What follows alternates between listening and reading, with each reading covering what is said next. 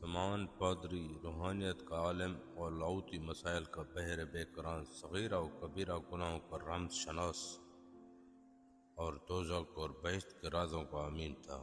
وہ شمالی لبنان کے ایک ایک گاؤں میں جاتا اور وعظ کرتا اور کہتا، لوگوں کو شیطانی پھندوں سے نکال کر ان کی ذہنی بیماروں کا علاج کرتا۔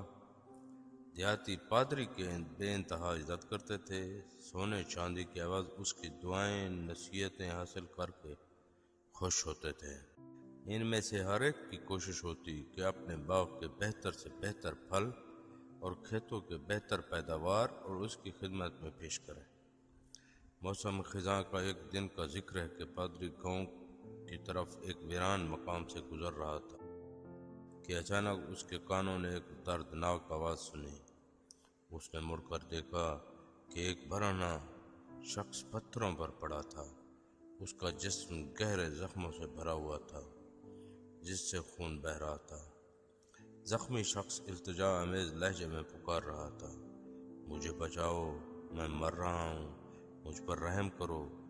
پادری اپنے دل میں کہنے لگا، یہ کوئی سنگ دل ڈاکو معلوم ہوتا ہے، کسی کو لوٹنے کی کوشش میں اس حال کو پہنچ گیا۔ اگر یہ یہاں میری موجودگی میں مر گیا تو میں ناکردہ گناہوں میں خواہ مخواہ پکڑا جاؤں گا۔ یہ سوچ کر اس نے آگے بڑھا۔ زخمی شخص نے اس سے کہا، اگر تو نے مجھے چھوڑ کر چلا گیا تو میں مر جاؤں گا، کیونکہ تو مجھے جانتا ہے اور میں تجھے جانتا ہوں۔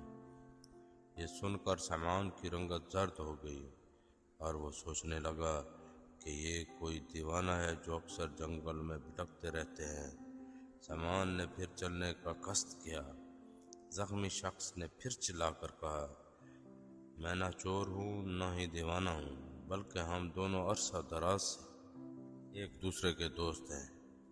میرے نزدیک آؤ، میں تجھے بتاتا ہوں کہ میں کون ہوں۔ سمان پادری اس کے قریب جھک کر اسے غور سے دیکھنے لگا۔ زخمی کے خد و خال عجیب تھے، اس کے چہرے سے ذہانت کے ساتھ ساتھ عیاری، دلکشی کے ساتھ کراہت اور نرمی کے ساتھ خباثت